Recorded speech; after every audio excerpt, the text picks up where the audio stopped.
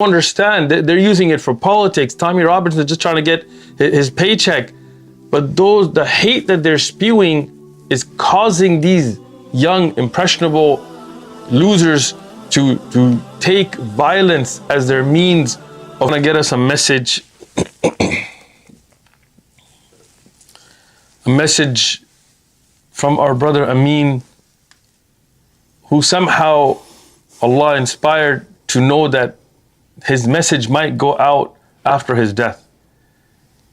I mean, can you imagine how Allah brought this in place? I want you guys, everybody, to pay very close attention to this. I want to first and foremost say Jazakallah khair, brother. May Allah reward you for taking this opportunity out of your busy schedule to have concern, to make this video, to put it out there, to reach whomever Allah Ta'ala allowed it to reach. Just to understand, hey, this is what we should be doing. Do something beneficial for the next person. Let this be your legacy. When you pass away, perhaps this video may reach someone and they repent, come back to their creator, and then they become a better person. That will benefit you even when you're in the grave. We ask Allah subhanahu wa ta'ala, the Lord of the heavens and the earth and all the lives in between, to accept this. And to whoever comes across the video, to inspire them to ask themselves, why were they created? What's the purpose of life? We ask Allah subhanahu wa ta'ala to make us amongst those who are sincere in our efforts, to make us leave this world in a way in which He be pleased with us. And we ask Him to make our legacy that when we leave this world, people will recognize us, remember us through the good that we did. And if the Prophet, something close to meaning, we are witnesses amongst each other on the earth. So we ask Allah to bless us, accept this, and we ask Allah to bless all the humanity at large and guide us all to the truth. Wassalamu alaikum wa rahmatullahi wa barakatuh. Ameen. Ameen. Ameen. SubhanAllah, I feel so, I don't know what to say, because it is as if he is literally speaking to us from beyond the grave. I mean, he is telling us that leave behind a legacy. And he has. Today, when we think about him, we think of a man who stood firm, who defended innocence, who gave his life to protect children, to protect a house of worship.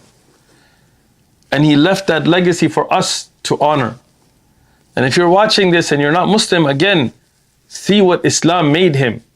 How the bravery, the contentment, as he said, the sakina, the peace that he found in Islam. And if you're Muslim and you're off the right path, listen to him. Listen to this advice of a man who has given his life already. I mean, I don't know what else to say, to be honest. I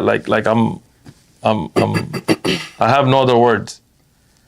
From what we know, and again, a lot of the news and a lot of the facts are still coming out. When these terrorists attacked the masjid, they ran straight in, and with, what kind of weapons did they have? They had handguns, and they also had a Mini 14. That was their main weapon. And upon it, they had written symbols of hatred. And so these are semi-automatic, I mean, these are 5.56 rounds, military-style weapons. Our brother Amin only had a handgun. He didn't have a rifle.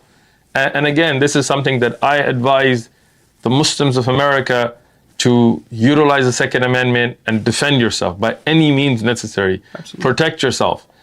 If these hate crimes continue, we're not going to just be sheep to be slaughtered.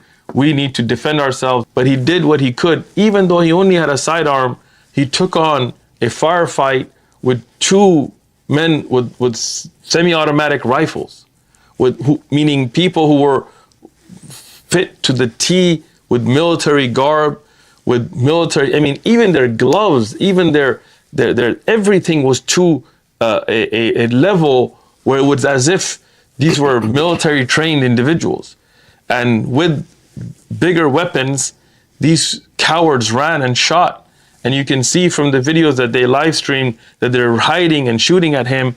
But our brother Amin, may Allah protect him in Jannah with high levels of, may Allah bless him with the best. He called in, risking his own life. He didn't run, he didn't cower. he called in the lockdown, which saved 140 school children. Subhanallah, yeah.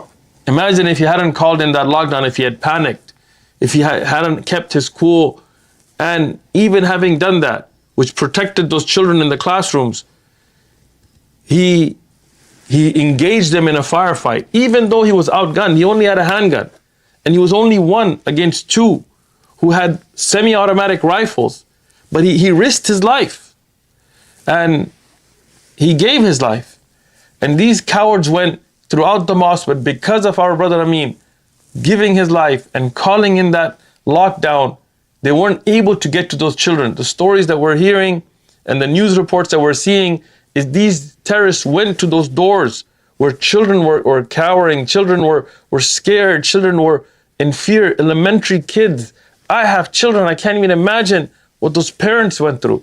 But they couldn't get in because Amin gave his life.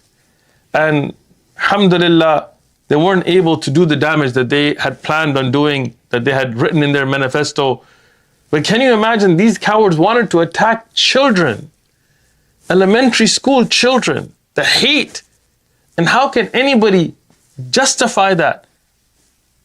How can anybody see that and then immediately blame the victims? It's psychotic. It's psychotic. There's a hate rhetoric. There is a agenda being pushed here, and it's an agenda against Muslims. And that same agenda that's being pushed by Laura Loomer, that's being pushed by Jake Lang, that's honestly being pushed by our president, Donald Trump.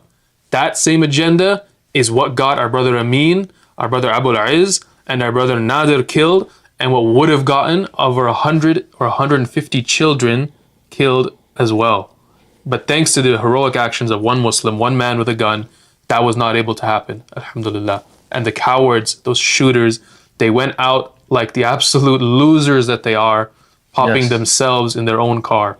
Cowardly, and shooting at some random landscaper that, this random violence, this hatred and this is, again, Elon Musk and others are facilitating this. Tommy Robinson and the EDL in the UK are facilitating this.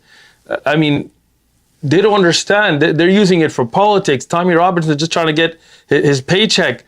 But the hate that they're spewing is causing these young, impressionable losers to take violence as their means of trying to be somebody and harm children.